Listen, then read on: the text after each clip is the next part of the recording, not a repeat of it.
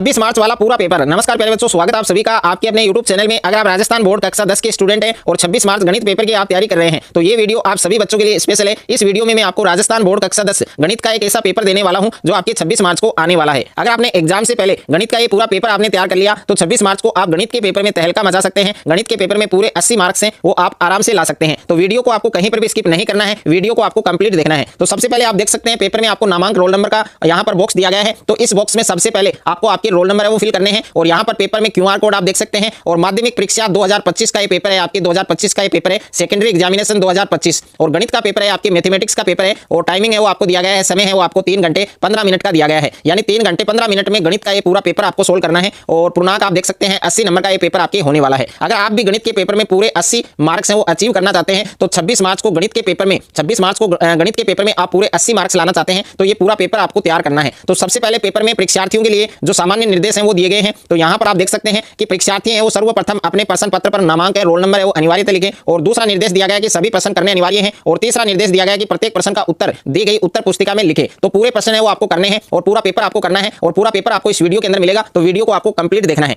तो सबसे पहले पेपर में आप देख सकते हैं खंड ए सेक्शन ए आपको दिया गया है। और सेक्शन ए में फर्स्ट क्वेश्चन आपको दिया गया है कि निम्न बहुविकल्पीय प्रश्नों में सही विकल्प का चयन कर उत्तर है वो उत्तर पुस्तिका में लिखें। यानी choose the correct option of the following multiple choice questions and write them in the answer book. यहाँ पर क्वेश्चन नंबर फर्स्ट आपको दिया गया है कि एक परिमेय संख्या और एक अपरिमेय संख्या का योग या अंतर कौन सी संख्या है। तो ए ऑप्शन में दे रखा है आपकी परिमेय संख्या और बी ऑप्शन में आपको दे रखा है अपरिमेय संख्या और सी ऑप्शन में दे रखा है आपकी पूर्ण संख्या और डी ऑप्शन में दे रखा है आपकी प्राकृत संख्या। तो एक परिमेय संख्या और एक अपरिमेय संख्या का जो योग है, अंतर है या गुणनफल है वो हमेशा कौन सी संख्या होती है, आपकी अपरिमेय संख्या होती है। तो इसमें बी ऑप्शन है वो आपका क्या होगा, करेक्ट होगा। यानी बी ऑप्शन आपका सही हो जाएगा, इरेशनल नंबर। और उसके बाद में नेक्स्ट क्वेश्चन दे रखा है आपकी क्वेश्चन नंबर सेकंड है। यहां पर आप देख सकते हैं कि समीकरण x बराबर आपको दे रखा है 25/x। इसका आपको हल बताना है। यानी जब इसको आप क्रॉस मल्टीपल करेंगे तो ये बनेगा आपके x स्क्वायर बराबर 25 बनेगा। और जब इसको आप हल करेंगे, सरल करेंगे तो उसका जो आंसर है वो आपके क्या आएगा, प्लस में भी आएगा और माइनस में भी आएगा। तो इसमें सही ऑप्शन है आपका करेक्ट होगा, प्लस माइनस 5 यानी प्लस का 5 और माइनस का 5।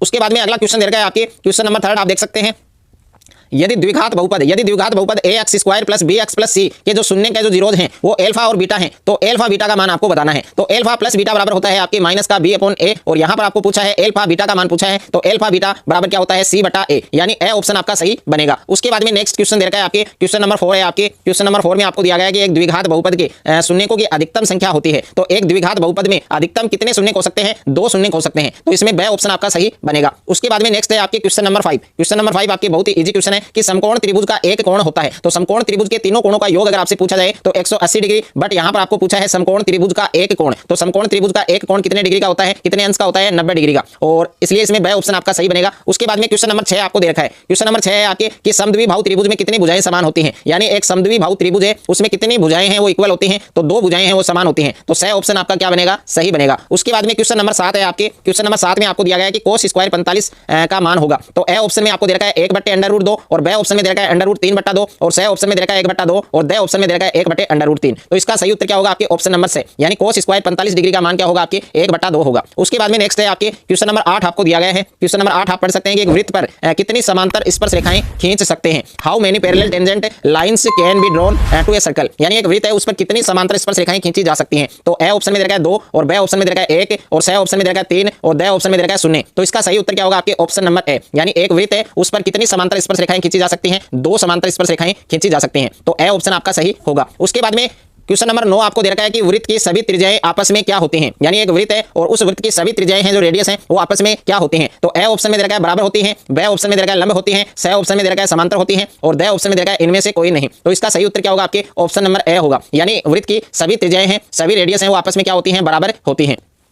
प्रश्न संख्या 10 है आपके कि sin 30 डिग्री का मान क्या होता है। तो sin 30 डिग्री का मान क्या होता है, 1/2। तो इसमें ए ऑप्शन आपका सही होगा। उसके बाद में प्रश्न संख्या 11 आपको दे रखा है कि sin स्क्वायर 45 डिग्री का मान। तो sin स्क्वायर 45 डिग्री का मान क्या होगा, 1/2 बनेगा। तो इसमें सही ऑप्शन आपका सही होगा। उसके बाद में प्रश्न संख्या 12 आपको दे रखा है वृत्त के क्षेत्रफल का सूत्र आपको बताना है। यानी वृत्त के क्षेत्रफल का सूत्र आपको बताना है तो πr²। यानी इसमें ए ऑप्शन है वो आपका सही होगा। तो एरिया ऑफ द सर्कल है, इसका फॉर्मूला क्या होगा आपके πr²। तो इसमें ए ऑप्शन आपका सही होगा। उसके बाद में प्रश्न संख्या 12 आपको दे रखा है यदि एक वृत्त है उसकी त्रिज्या आपको दे रखी है, उसकी रेडियस आपको दे रखी देखिए 7 सेंटीमीटर, आपको उसका क्षेत्रफल बताना है। तो वृत्त का क्षेत्रफल होता है आपके पाई आर स्क्वायर, पाई का मान होता है 22/7 और रेडियस है जो त्रिज्या है वो आपको 7 सेंटीमीटर दे रखी है। तो जब इसका मान हम पुट करेंगे सूत्र में तो वो आपके क्या होगा 154 वर्ग सेंटीमीटर, यानी ए ऑप्शन आपका इसमें सही बनेगा। उसके बाद में नेक्स्ट क्वेश्चन आपको दे रखा है कि घन के फलक होते हैं, तो घन के जो फलक है वो कितने होते हैं, तो ए ऑप्शन में दे रखा है 4, बी ऑप्शन में दे रखा है 5 और सी ऑप्शन में दे रखा है 6 और डी ऑप्शन में दे रखा है 7। तो इस क्वेश्चन का करेक्ट आंसर आप सभी बच्चों को कमेंट बॉक्स में बताना है। उसके बाद में नेक्स्ट क्वेश्चन आपको दे रखा है कि बेलन के आयतन का सूत्र, तो बेलन के आयतन का जो सूत्र है जो फॉर्मूला है वो आपको बताना है कि कौन सा होगा। तो ए ऑप्शन में दे रखा है pi R square H, B option में 1/3 पाई आर स्क्वायर एच और सी ऑप्शन में दे रखा है पाई आर एच और डी ऑप्शन में दे रखा है इनमें से कोई नहीं। यानी कक्षा 10 गणित के सभी चैप्टर के जो फॉर्मूले हैं वो आपको पहले अच्छे से याद करने हैं, क्योंकि कुछ फॉर्मूले हैं वो आपके ऑब्जेक्टिव टाइप में सीधे बन रहे हैं, कुछ आपके रिक्त स्थान में आएंगे, कुछ आपके अति लघुतात्मक में आएंगे और जो बड़े क्वेश्चन है जो लॉन्ग क्वेश्चन है वो तो बगैर फॉर्मूले के नहीं बनेंगे। तो सभी चैप्टर के जो फॉर्मूले हैं वो आपको पहले अच्छे से याद करने हैं। अगर आपको सभी फॉर्मूले चाहिए तो वो आप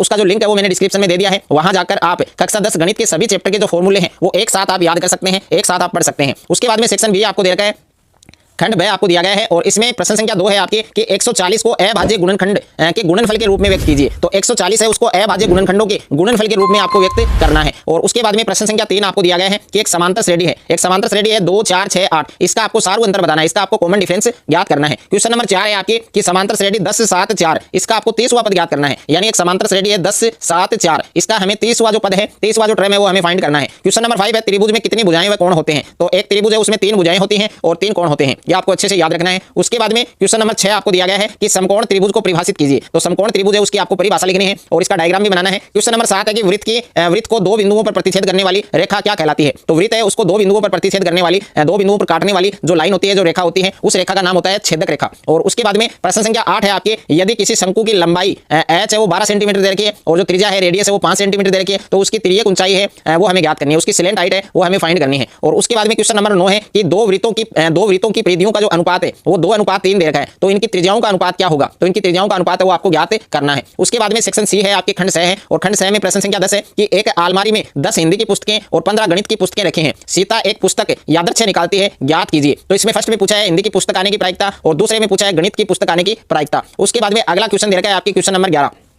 क्वेश्चन नंबर 11 है कि निम्न में x और y का मान ज्ञात कीजिए। तो ये टेबल बनी हुई है, इसमें वर्ग दे रखा है आपको, इसमें बारंबारता दे रखा है, इसमें आपको CF दे रखा है। तो यहाँ पर x की जो वैल्यू है वो क्या होगी, तो x का मान कितना होगा 5। उसके बाद में देखिए इनको क्रॉस आपको ऐड करना है, तो 6 और 5 क्या बना आपके 11 और 11 और 3 आपके क्या बना 14 और 14 और 2 आपके क्या बनेगा 16। तो y का मान आएगा आपके 16 और x का मान क्या आएगा आपके 5। उसके बाद में नेक्स्ट क्वेश्चन आपको दे रखा है क्वेश्चन नंबर 12 कि बिंदुओं 2 7 और 8 5 को मिलाने वाले रेखाखंड के मध्य बिंदु P के निर्देशांक है वो हमें ज्ञात करने हैं। और उसके बाद में नेक्स्ट दे रखा है आपकी प्रश्न संख्या 13। प्रश्न संख्या 13 है कि संख्या 6 और 20 के अभाज्य गुणनखंड विधि से HCF और LCM है वो आपको फाइंड करना है। और उसके बाद में प्रश्न संख्या 14 आपको दिया गया है कि बहुपद x स्क्वायर -3 के शून्य ज्ञात करने हैं, इसके जो जीरो वो हमें फाइंड करने हैं तथा शून्यकों का योग और गुणनफल है वो भी हमें ज्ञात करना है। प्रश्न संख्या 15 है यदि किसी समांतर श्रेणी के प्रथम और अंतिम पदों का योग दिया गया है 49 और इसके 16 पदों का जो योगफल है वो हमें ज्ञात करना है। उसके बाद में प्रश्न संख्या 16 आपको दिया गया है कि 1 - 10 स्क्वायर 45 अपॉन 1 + 10 स्क्वायर 45, इसका वैल्यू बताना है, इसका मान क्या होगा वो हमें ज्ञात करना है। और प्रश्न संख्या 17 है कि किसी वृत्त की परिधि 88 सेंटीमीटर है तो वृत्त का व्यास क्या होगा, तो वृत्त का व्यास है वो हमें ज्ञात करना है। उसके बाद में खंड 10 है आपके सेक्शन डी है और सेक्शन डी में निम्नात्मक प्रश्न है आपके। तो प्रश्न संख्या 18 आपको दे रखा है कि 20 बल्बों के एक समूह में 4 बल्ब है वो खराब है, इस समूह में से एक बल्ब यादृच्छिक निकाला जाता है, इसकी क्या प्रायिकता है कि यह बल्ब है खराब होगा, तो खराब बल्ब होने की प्रायिकता है वो हमें ज्ञात करनी है। उसके बाद में नेक्स्ट क्वेश्चन आपको दे रखा है, यहाँ पर क्वेश्चन नंबर 20 आप देख सकते हैं कि जांच कीजिए कि क्या निम्न द्विघात समीकरण है अथवा नहीं। तो ये आपको जांच करके बताना है कि ये क्वाड्रेटिक इक्वेशन बनेगा या नहीं बनेगा। उसके बाद में प्रश्न संख्या 21 है कि प्रथम अजार धन पूर्णांकों का योग ज्ञात कीजिए। और क्वेश्चन नंबर ये आपके 22 है कि 3 सेमी त्रिज्या वाले वृत्त के केंद्र से 5 सेमी दूर स्थित बिंदु P से वृत्त पर स्पर्श रेखा खींची गई है, स्पर्श रेखा की जो लंबाई है टेंजेंट की जो लेंथ है वो हमें फाइंड करनी है। और उसके बाद में प्रश्न संख्या 23 है cosec square 45 * sec square 30 * sine square 90 * cos 60 degree का जो मान है वो हमें ज्ञात करना है। प्रश्न संख्या 24 है यदि एक अर्धगोले का संपूर्ण पृष्ठीय क्षेत्रफल 48 पाई वर्ग सेमी है तो उसका व्यास क्या होगा, तो उसका व्यास है वो हमें फाइंड करना है। और उसके बाद में प्रश्न संख्या 25 है यदि एक स्तंभ के आधार से 40 मीटर दूर स्थित बिंदु पर स्तंभ के ऊपरी सिरे का उन्नयन कोण 60 डिग्री है तो स्तंभ की ऊंचाई क्या होगी। और अथवा में दे रखा है कि 10 मीटर ऊंची मीनार की परछाई की लंबाई क्या होगी जबकि सूर्य का उन्नयन कोण कितना है 30 डिग्री है। और उसके बाद में प्रश्न संख्या 26 आपको दे रखा है कि निम्न बारंबारता बटन का समांतर माध्य ज्ञात कीजिए। तो ये आपको बारंबारता बटन दिया गया, एक सारणी दी गई है, इसका आपको अरिथमेटिक मीन ज्ञात करना है, इसका समांतर माध्य आपको ज्ञात करना है। और उसके बाद में नेक्स्ट है आपके अथवा में 100 छात्रों के प्राप्तांक निम्न सारणी में दिए गए हैं, इनसे माध्य ज्ञात कीजिए। यानी इस